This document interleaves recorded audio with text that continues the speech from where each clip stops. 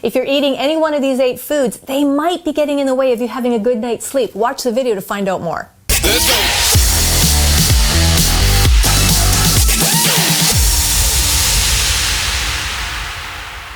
Hi, Coach Tonya with Criticalbench, and so good to be here talking with you today. In this video, I'm going to be talking about 8 foods that if you're eating them, they might be getting in the way of you having a really good night's sleep. But before I tell you that, there's a free report, a free gift actually I have for you. And if you check out that pinned comment below, you can get access to it right away. It is a free cravings report. Now, most of us have cravings at some point during the day, sometimes several times during the day. This is a free report you can get right now that gives you some really great useful tools that you can start implementing today to help abate that, really to sort of help get cravings under control so you don't find yourself snacking and having those peaks and those high peaks and those lows during your day that can really get in the way of your progress and how you're feeling and your productivity. So check that pinned comment below for that free gift. You can get it right now.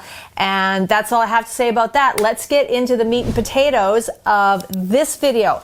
8 foods that might be keeping you awake. So we all know that a good night's sleep is really, really important, because if we don't get a good night's sleep, how are we the next day? Not very good. Now you add that up night after night after night, or several nights in a row, or even if it's irregular, frequent nights of poor sleep, they can really start to take a toll on your health mentally and physically. So it's going to start bleeding into other aspects of your life. So what do we do to get a good night's sleep? Well, there's a lot of things that you can do. I'm not going to talk about all of those things. I want to focus on food. How many of you out there are kind of late night snackers? I am, especially if I'm watching a movie or something I really like. Now, I am not going to say you cannot have late night snacks or you shouldn't eat these kinds of foods, but these are some things that when I go through them, if you kind of have all of a sudden get an aha moment, like, you know, I tend to do that a lot, or eat a lot of this or eat a lot of that late at night, you might want to try experimenting by removing that food late at night, putting it in somewhere earlier in the day, especially if it's something you really like. So let's get started. Number 1, coffee. So coffee, obviously it raises heart rate and blood pressure. Now, personally, I love coffee. Ask everybody I work with, ask anybody who knows me. I love coffee, and I love good coffee. I'm a bit of a coffee snob. That's another video. But coffee is ultimately not really a great thing to have, especially late in the evening. Now, to be perfectly honest with you, because of the amount of coffee that I have drank in my life so far, I wouldn't say I'm immune to it, but I can actually have a cup of coffee later in the day, like with supper or after supper, and it really doesn't affect my sleep so much, okay? It's probably not a good thing. There's probably some sort of like tolerance level I've achieved that's not healthy. But anyways, if you're not a big avid coffee drinker, or maybe you're going out for dinner one night with friends and then you have that coffee after dinner, and then you think you're just going to come home and go to bed and feel like, I'm tired, but I'm laying there wide awake. It may be the coffee. It could be a lot of other things, but coffee is definitely one of those foods that can interfere with helping you fall asleep easily and calmly for a nice, restful, quality night's sleep. Another one, second one, cruciferous vegetables. So like cauliflower. Now, cruciferous vegetables are awesome. They are fantastic. We should be eating lots of them, but they do, because they are so high in fiber, they require a lot of digestion. So the digestive system has to work really hard to break them down so that the nutrients from the vegetables can be absorbed. So when you think about it, if you're having a meal and let's say you're loving your cauliflower, maybe you're eating a little later, and then you go to bed and you find that again you can't get comfortable. You're tired, but yet you're awake. All right. Your digestive system is busy working, and when it's that busy trying to break down a food, it can interfere with you being able again to fall asleep. Number 3, red meat. Okay. First of all, I love red meat. I eat red meat. But this is red meat is obviously a high protein food. And again, it's another food that requires a lot of digestion. You just don't eat it and, that's it. No, there's a whole process that's happening here to break that protein down, break the meat down into all of its nutrients so that your body can absorb all of that for better function. So again, a really high protein or like a great big steak, you know, an hour before bed might not be the best idea. Just food for thought, all right? Just food for thought. Again, it's not a bad food. We're talking about what you're eating possibly within the time frame that you're looking at settling down and getting quiet and calm and ready to sleep. What could be getting in the way of that? So red meat definitely is one of those things that may interfere with your ability to fall asleep and get a good quality sleep. The next one is tomato sauces, spicy foods, okay? Now, if you're somebody that has like acid reflux, GERD, or you are kind of plagued or you get heartburn quite often, you probably stay away from or limit these foods anyways, because there's nothing worse than eating a meal and then even 2 or 3 hours later wanting to go to bed and you go to lay down and you've got that awful burning sensation in your chest. So these foods are, they're high in acidity, they can cause the heartburn, and that is definitely going to prevent you from being able to fall asleep. So again, if you enjoy your spicy foods, again, I'm going to raise my hand here. These are all things that I like, people. If you like your spicy foods, if you like your sauces, your tomato sauces, great. Just be very mindful of when you're eating those. And later in the day or an hour before bed, again, not an optimal time, okay? Next is dark chocolate. Again, another favorite. Everything on this list is stuff that I love. But dark chocolate is high in caffeine. So it's, it's like coffee. It's got that caffeine in it, and it can, that can help to keep you more awake and alert than you'd like to be later in the evening. It also has an amino acid. Dark chocolate has an amino acid that can help keep you more alert. So again, if you're eating an entire bar, like one square is probably not going to derail your sleep. But if you have a couple of those squares at 10 o'clock and you try to go to bed at 10:15, 10:30, you might find you're a little more alert than you want to be or thought you were. And it could be because of that amino acid in the dark chocolate. So you want to watch that. Save your dark chocolate. Actually, dark chocolate, in my opinion, is a lot better midday. When you have that 2 to 3 o'clock, sort of, we all get kind of that midday lull. That's a good time to have a little piece of that dark chocolate, okay? Just a little extra bonus tip in the video. Next is cured meats and cheeses, okay? They contain, I wrote it down so I say it properly, triamine.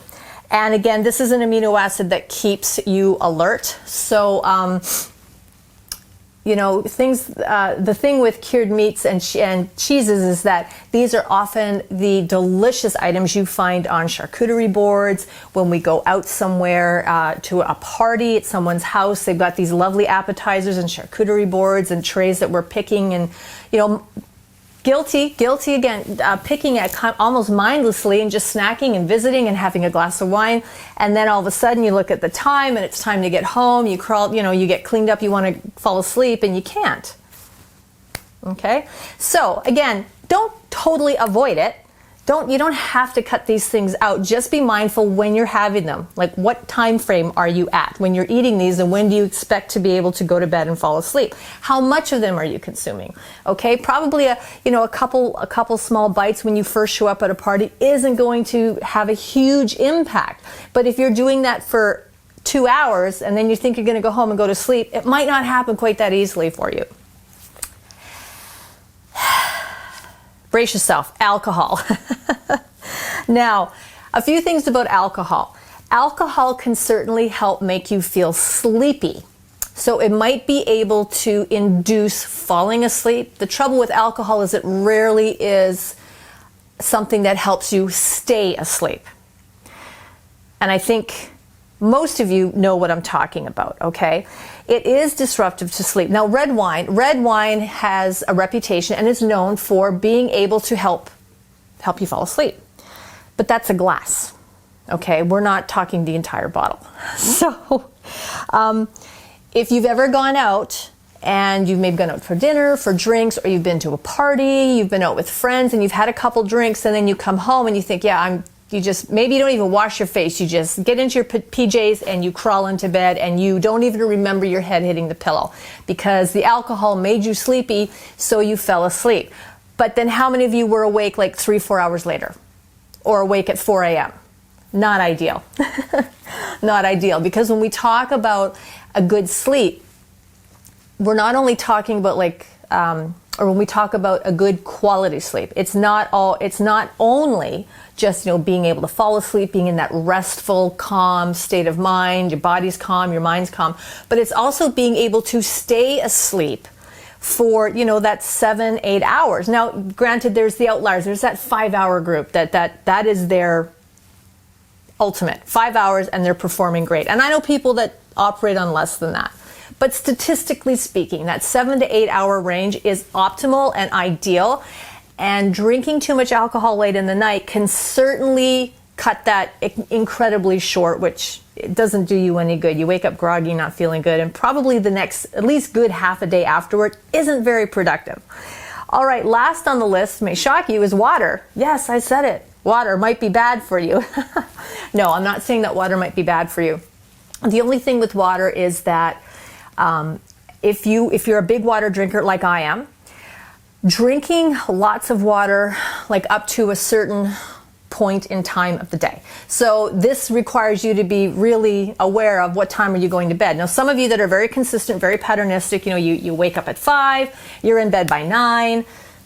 This is easy for you. Some of you that have a more random schedule, you kind of just, I'll call you free spirits. You go to bed when you go to bed, which is also going to interfere with your sleep patterns, just to let you know.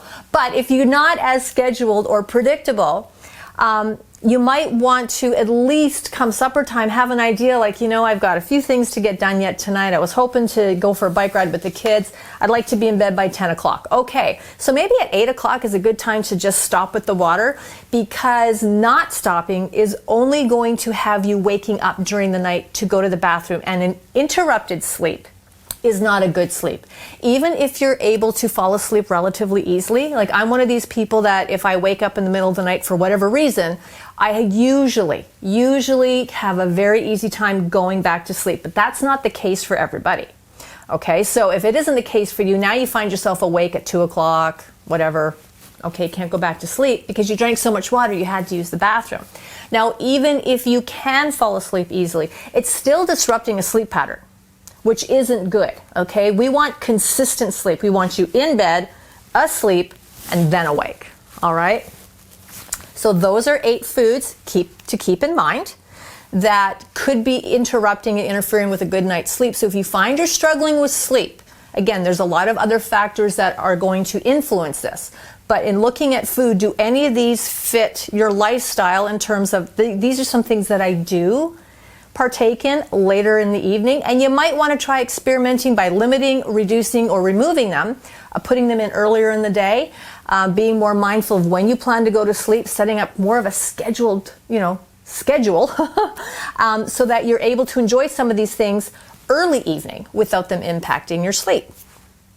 That's all you got to do. If you liked the video, give it a thumbs up. Make sure you hit that subscribe button and the notification bell so you don't miss any more of our great content. And to remind you, if you click that pinned comment below, you can get a free Cravings report right now. You don't want to miss that. It's a fantastic resource for you. I'm Coach Tonya with Criticalbench. Thank you for watching. I'll talk to you soon.